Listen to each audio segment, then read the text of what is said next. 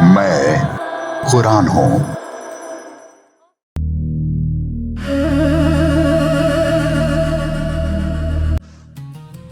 और लोगों में से कोई है कि उसकी बात दुनिया की ज़िंदगी में तुम्हें खुश लगती है और वो अपने दिल की बात पर अल्लाह को गवाह बनाता है।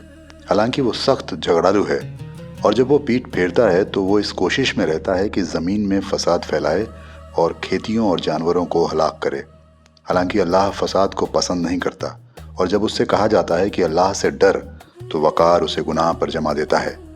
बस ऐसे शख्स के लिए जहन्नम काफ़ी है और वो बहुत बुरा ठिकाना है। और लोगों में कोई है कि अल्लाह की खुशी की तलाश में अपनी जान को बेच देता है और अल्लाह अपने बंदों पर निहायत मेहरबान है। ऐ ईमान वालों, इस्लाम में पूरे पूरे दाखिल हो जाओ और शैतान के कदमों पर मत चलो, वो तुम्हारा खुला हुआ दुश्मन है। अगर तुम फिसल जाओ बाद इसके कि तुम्हारे पास वाज़ेह दलीलें आ चुकी हैं तो जान लो कि अल्लाह ज़बरदस्त और हिकमत वाला है। क्या लोग इस इंतज़ार में हैं कि अल्लाह बादल के सायबानों में आए और फरिश्ते भी आ जाएं और मामले का फैसला कर दिया जाए और सारे मामलात अल्लाह ही की तरफ फेरे जाते हैं।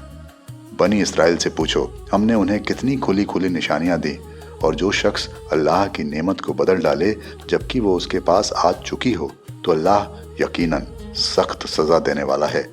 खुशनुमा कर दी गई है दुनिया की ज़िंदगी उन लोगों की नज़र में जो मुनकिर हैं और वे ईमान वालों पर हंसते हैं।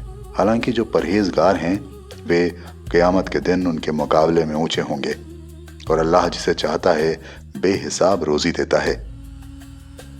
लोग एक उम्मत थे, उन्होंने इख्तिलाफ किया तो अल्लाह ने पैगंबरों को भेजा खुशखबरी देने वाले और डराने वाले, और उनके साथ उतारी किताब हक के साथ ताकि वो फैसला कर दे उन बातों का जिनमें लोग इख्तिलाफ कर रहे हैं।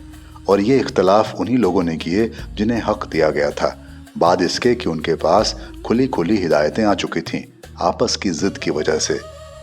बस अल्लाह ने अपनी तौफीक से हक के मामले में ईमान वालों को राह दिखाई जिसमें वे झगड़ रहे थे, और अल्लाह जिसे चाहता है सीधी राह दिखा देता है।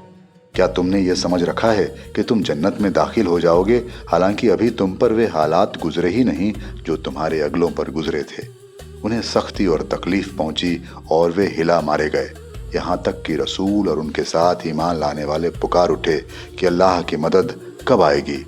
याद रखो, अल्लाह की मदद करीब है। लोग तुमसे पूछते हैं कि क्या खर्च करें, कह दो कि जो माल तुम खर्च करो तो उसमें हक है तुम्हारे माँ बाप का और रिश्तेदारों का और यतीमों का और मोहताजों का और मुसाफिरों का, और जो भलाई तुम करोगे वो अल्लाह को मालूम है। तुम पर लड़ाई का हुक्म हुआ है और वो तुम्हें भार महसूस होती है। हो सकता है कि तुम एक चीज़ को नागवार समझो और वो तुम्हारे लिए भली हो, और हो सकता है कि तुम एक चीज़ को पसंद करो और वो तुम्हारे लिए बुरी हो, और अल्लाह जानता है तुम नहीं जानते।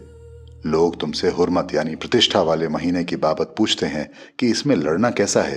कह दो कि इसमें लड़ना बहुत बुरा है, मगर अल्लाह के रास्ते से रोकना और इसका इनकार करना और मस्जिद हराम से रोकना और उसके लोगों को इससे निकालना अल्लाह के नज़दीक इससे भी ज़्यादा बुरा है, और फितना कत्ल से भी ज़्यादा बड़ी बुराई है। और ये लोग तुमसे निरंतर लड़ते रहेंगे यहाँ तक कि तुम्हें तुम्हारे दीन से फेर दें अगर काबू पाएं।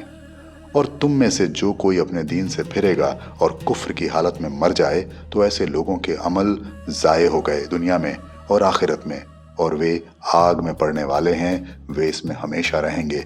वे लोग जो ईमान लाए और जिन्होंने हिजरत की और अल्लाह की राह में जिहाद किया, वे अल्लाह की रहमत के उम्मीदवार हैं, और अल्लाह बख्शने वाला मेहरबान है।